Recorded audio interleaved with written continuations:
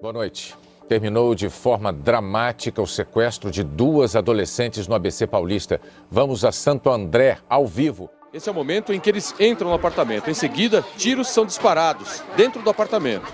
Em 2008, o Brasil parou com um caso na cidade de Santo André, onde um ex-namorado que não aceitava o término resolveu invadir o apartamento da ex e a manteve, junto com seus amigos, como reféns. A invasão durou por quase 5 dias, com muitos momentos de desespero, terror, intimidação, tentativas de negociação e que acabou com o trágico fim, com a trágica morte da jovem pelas mãos de seu ex-namorado, Lindenberg Alves. Nesse vídeo a gente vai relembrar o caso da Eloá Pimentel. Eu sou Marcelo Milos, fica comigo, depois da vinheta eu te conto.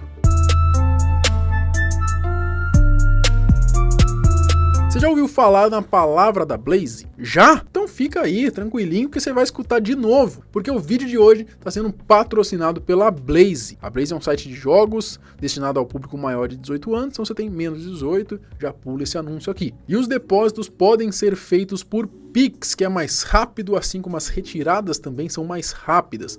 E se você é novo na Blaze, nunca foi lá, nunca jogou, usa o código aqui do canal, chamado Não Adivinho, e aí você vai ganhar um bônus de boas-vindas de até R$5.000. Ou seja, se você jogar quinhentão, ganha mais quinhentão. Se jogar milzão, ganha mais milzão, e assim por diante, até R$5.000. Beleza? Então boa sorte a todos e joguem com responsabilidade. Eloá Cristina Pimentel, ela nasceu no dia 5 de maio de 1993 em Maceió, Alagoas. O seu pai, Everaldo Pereira dos Santos, era ex-cabo da Polícia Militar. Já sua mãe, Ana Cristina Pimentel, trabalhava em uma creche na época. Além dos pais, Eloá também tinha um irmão mais velho, chamado de Ronixon, e um mais novo, Douglas. Apesar de nascerem em Alagoas, eles acabaram se mudando para São Paulo.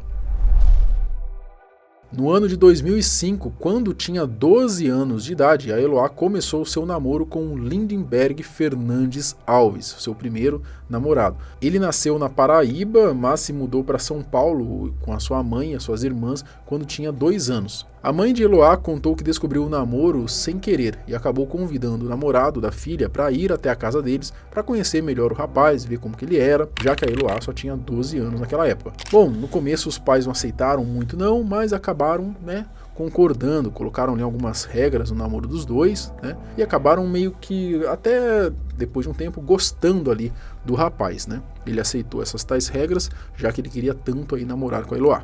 Bom, já desde o início eles eram aquele típico casal ioiô, sabe? Vai e volta. Bom, quando fica muito assim, a gente já sabe que é melhor nem levar à frente, Mas os anos foram se passando e eles foram levando desse jeito mesmo. Terminavam, mas sempre voltavam. O Lindenberg era quem sempre terminava e acabava voltando atrás. A Eloá acabava aceitando sempre de volta, Mas uma hora ela acabou se cansando. Comentou com a mãe, inclusive, que o ex-namorado estava sendo até agressivo com ela. Então, com o fim do relacionamento, o cara começou a perseguir a jovem. A mãe dela até chegou a falar que algumas semanas antes de tudo que aconteceu, ele teria agredido a menina. Ela ia pro curso e ele pegou ela no ponto do ônibus e agrediu ela, ela perdeu todos os materiais. E quando eu cheguei em casa, ela estava chorando muito. E meus filhos, meu marido foi lá conversar com ele e ele negou, mas ele tinha agredido ela.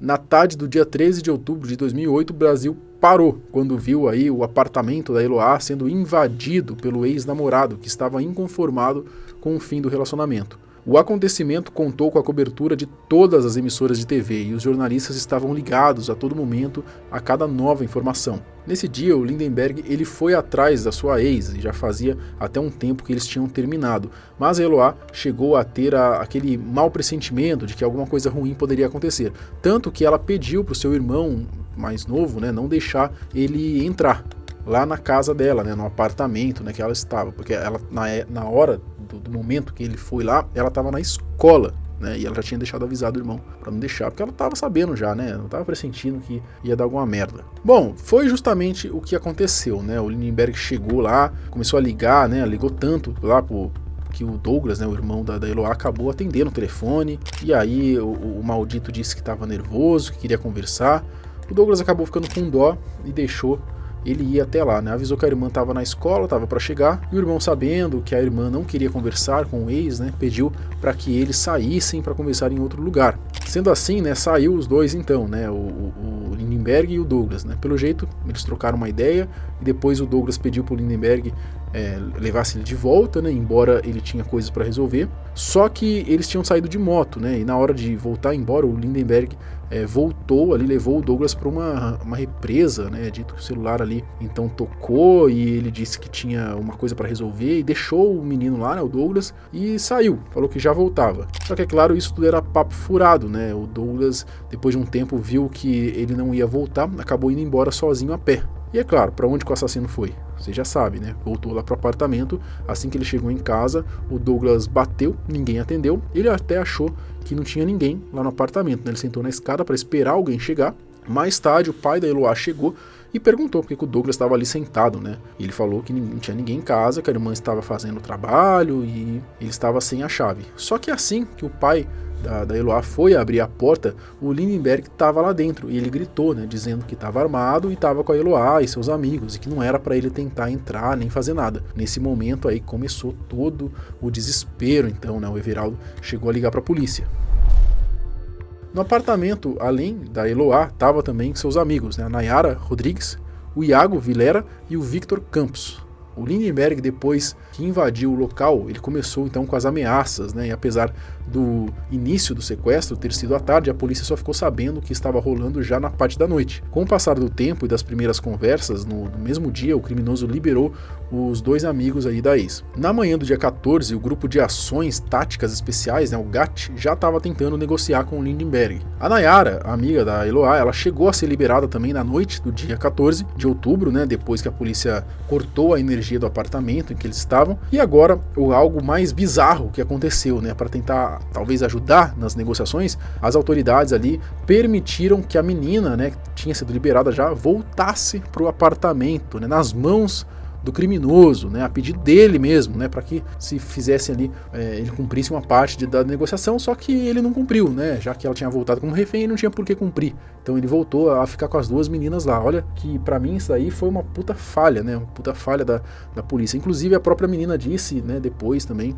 que ela voltou ali no apartamento, mas só falaram pra ela voltar, meio que por pressão policial ela voltou, não falaram nem o que ela deveria fazer. A polícia disse, você vai se você quiser, ou falou você tem que ir? Você tem que ir. Você queria ir naquele momento? Eu não falei não em momento nenhum. Aí o negociador pediu autorização pra sua mãe, pra você participar disso? Não. Enfim, foi um negócio meio mal organizado, meio mal planejado, ao meu ver. Essa é a parte que me pega, né, você voltar ali o refém que foi liberado para as mãos do criminoso. Bem complicado, né? Bom, a partir do dia 15, então, a imprensa passou a ficar mais distante a pedido da polícia, por questão de segurança mesmo, mas mesmo assim, né, ficaram em lugares que dava para se ter uma visão do que acontecia. Apesar de cercado pela polícia, Lindenberg tinha acesso ao telefone e ele chegou a dar uma entrevista dizendo que libertaria Eloá. Mas depois de 55 horas, parecia que isso estava longe de acontecer. É isso porque a própria mãe dele, né, estava pedindo para que ele fizesse isso. Bom, foram aí cerca de 100 horas de muito desespero e alguns momentos de esperança. Horas antes do desfecho, Lindenberg mandou as meninas se agasalharem porque elas seriam libertadas naquela tarde fria de sexta-feira. Aí ele já falou, eu não vou sair. Quem vai sair é só vocês duas. Enquanto Eloá e Lindenberg brigavam, o negociador ligou. Pô, você tá demorando, né? Você falou que ia descer e a gente tá aqui esperando. Mas no dia 17, no início da noite, a polícia teve uma decisão polêmica e decidiu invadir o apartamento. Os policiais explodiram a porta de entrada. Esse é o momento em que eles entram no apartamento. Em seguida, tiros são disparados dentro do apartamento. Vários policiais estão ali na porta. Uma escada é colocada na parede e um policial entra pela janela. A notícia foi de que os policiais teriam ouvido um tiro lá dentro, então eles explodiram a porta e acabaram entrando. O Lindenberg, que não tinha para onde fugir, tomou a decisão de atirar nas garotas. Elas logo foram levadas para o hospital. Nayara levou um tiro no rosto, apesar do ferimento conseguiu sobreviver. Já a Eloá sofreu por todos esses dias, né? No fim ela levou um tiro na virilha e um na cabeça, né? Ela sofreu uma parada cardíaca, foi reanimada, entrou em coma induzido e na madrugada de domingo, né, ela sofreu uma morte cerebral. Fátima, o estado de saúde de Eloá é gravíssimo numa escala de 0 a 10. Ela é considerada 9. Ela levou 2 tiros, um na virilha e outro na cabeça. Os médicos do Centro Hospitalar Santo André acabam de anunciar a morte cerebral da adolescente Eloá, de 15 anos. Bom, a atitude da polícia de invadir o apartamento causou muita discussão, já que o comandante da operação disse ter invadido o lugar só depois de ouvir o primeiro tiro. Mas nas imagens, não foi bem isso que pareceu. Lá mostra o Lindenberg só teria atirado então quando a polícia entrou no lugar. Esta outra câmera estava ligada 12 minutos antes do início da ação, todos disparados depois da explosão, mas antes de os policiais entrarem no apartamento. Agora foi. Agora foi. É tiro, gente. E na entrevista, como eu já comentei, que a Nayara deu em 2008, que ela nem queria dar a princípio, a moça ainda falou, que a sua volta no apartamento da amiga, ela voltou só por conta de uma pressão policial, enfim, ela também não sabia como agir lá dentro e deu merda também, também tomou tiro lá. Poderia nem ter acontecido nada isso com ela, Então foi bem polêmica mesmo essa questão da polícia. Inclusive o próprio pai da Eloá, que a gente já vai falar um pouquinho sobre ele aí, Ele era ex-policial, ex-cabo, Ele disse que pra ele ali a Eloá só morreu por conta de decisões erradas da polícia mesmo. É lógico, por causa do filho da também lá, Mas se a polícia tivesse agido de maneira diferente, talvez mais inteligente, Porque a gente viu que teve algumas decisões meio precipitadas mesmo, talvez a menina pudesse ter continuado viva. Se realmente a porta tivesse aberto com a explosão por inteiro, hoje nós estaríamos aqui dando uma coletiva de uma outra forma. Com certeza, não daria tempo para ele reagir. Ocorre que a porta, ela não abriu de uma vez. Tinha uma mesa atrás, tinha um móvel lá, que não me lembro agora, de vidro, um rack, exatamente. E isso dificultou a entrada da equipe. Bom, em outubro de 2009, o Fantástico mostrou as imagens das negociações feitas pelos próprios policiais, com o ex da Eloá durante o caso. Tudo bom? Tá melhor já? Tô. Você tá calmo aí? Tudo calmo. Você vai fazer mesmo tudo isso que você tá falando? Você confia em mim? Confio. Na sequência, Nayara e Eloá conversam. Oi, amor. Você vai subir? Vou, amor, vou subir. Tá bom, na frente da porta. Nenhum policial subir, tá bom? Tá bom. Nenhum. Tá, deixa eu falar com ele agora, amor? Tudo certo. Vai dar tudo certo, prometi pra você desde o começo, tá bom? Tá bom. Beijo, te amo. Apesar de a própria Nayara ter uma fala que rebatia com os policiais, a polícia confirmou, afirmando a sua versão, E o Lindenberg foi apontado pelo Ministério Público como o único responsável pela morte de Eloá.